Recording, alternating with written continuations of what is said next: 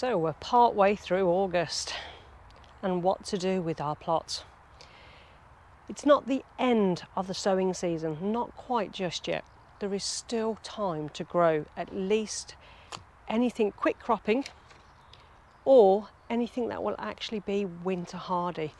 I normally sow my spring cabbages a little bit later in August, but for mid-August I like to try and get some salad leaves done. Now, obviously with the UK, we never know what kind of weather we're going to get from one year to another. Where last year the autumn was quite mild all the way up to November. This year, who knows? This actual weather pattern that we've had so far this year in August has been very, well, let's say disappointing. So I'm going to give some sowings a try. Some of the sowings I am going to be doing today is some spinach, some lettuces, some rockets, some coriander, because if the weather turns, I'm actually going to dig them up and put them inside the polytunnel. Some spring onions, and I actually may sow some carrots, but I want to choose an area where I can actually cover with a bit of plastic if I need to keep them protected if the weather does dip. Now there's lots of things that you can start sowing now for your polytunnels and greenhouses, because it won't be long before your tomatoes are pulled up or your melons or anything else like that is pulled up. And sowing things 4 weeks to 6 weeks before you actually want to plant them is a good way to actually get something in the ground for when you do pull up those plants. So I'm going to do a few little seeds today. Now one of the reasons I want to do coriander is I've actually gone through all my coriander and I'm just going to sow these onto a seed tray and cover lightly with some compost. Now I always sow quite a lot, but once they're grown, and I'll test them outside for a while, and if the weather is looking like it's going to get a bit frosty, I'll actually dig them up individually and put them either in one of the greenhouses or in the polytunnel, because it won't be long before our polytunnel tomatoes are actually finished. Another 3 to 4 weeks maximum and they'll be gone. Obviously our outdoor tomatoes got blight, they've already been removed, and I'm just starting to ripen up what tomatoes I actually can. So the beds are starting to thin out a little bit, but there's still plenty that you can do. One of the other things I want to get going is some salad onions or some spring onions. Now I have had a few, and I've noticed some of the ones I've planted in the ground, the pigeons have actually pulled them out and not done anything else with them. Or maybe it was that crow.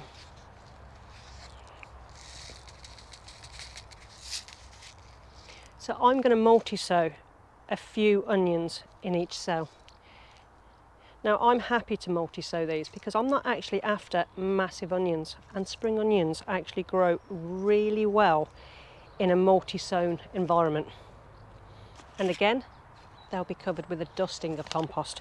Now I've already wet this compost because I found this year the compost that we bought in, it's actually really hard to actually get it saturated enough to keep it well watered. So I've given these a really good dousing before, and now when I pick it up it's much heavier than what it was previously.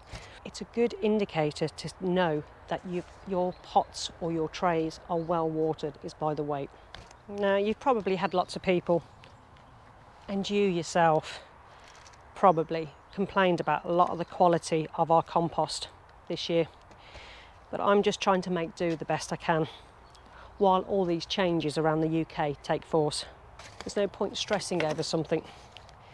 Hopefully next year it will definitely change. We're actually hoping to make as much of our homegrown compost as possible, and we can sift a few bags out just so we can use for our seed compost. Now we will mix it with some bags of multi-purpose compost depending on what is available at that time of year. But I think going forward, after some of the problems that I did have with some of my seed germinations this year, I will make my own seed compost for next year. The one thing I am missing at the moment is some Apollo spinach seed. I really enjoy the spinach, the Apollo spinach, but it's going to have to be some Lazio instead. Now our spinach survived completely last year through that -10 at plus degrees. So I am happy to start off some now. There's less chance of it bolting too. And again, I'll be multi-sowing. This time of year, certain radishes grow really well. Pak choy is another one that grows quite well at this time of year.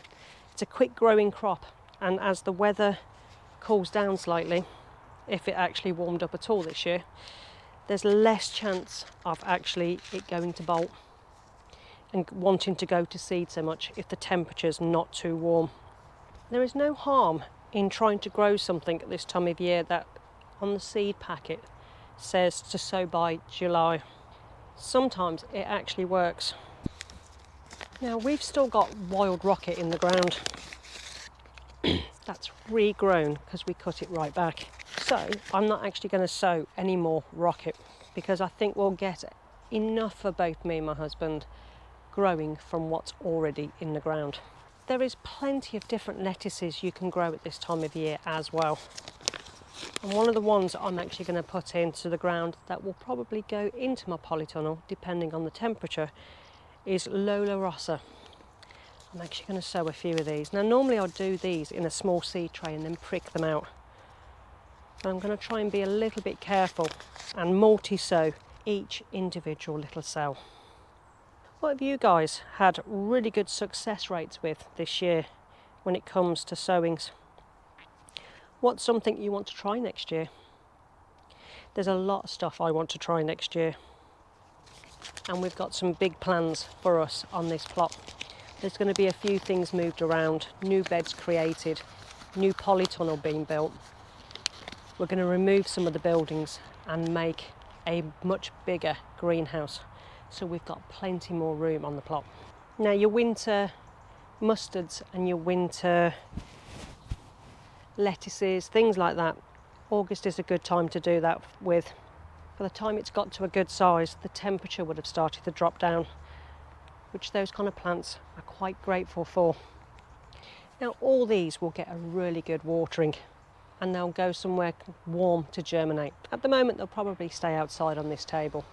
But don't be put off that you can't grow anything in August or start anything from seed. There is still plenty of things. Whether it's something quick growing that will be completely finished by the time the first frost hit, to something that's a little bit more frost hardy and much colder condition throughout the whole of the winter, ready for harvesting next year.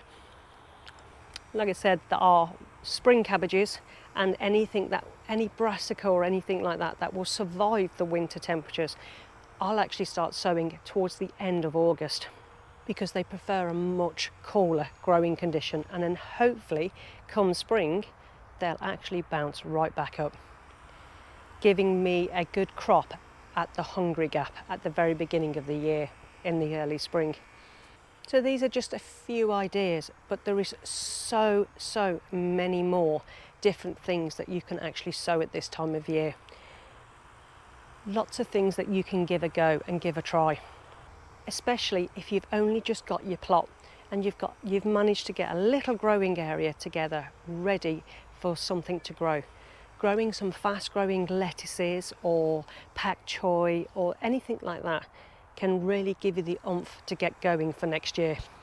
So hopefully that's given you a few ideas of what to sow in mid-August this year.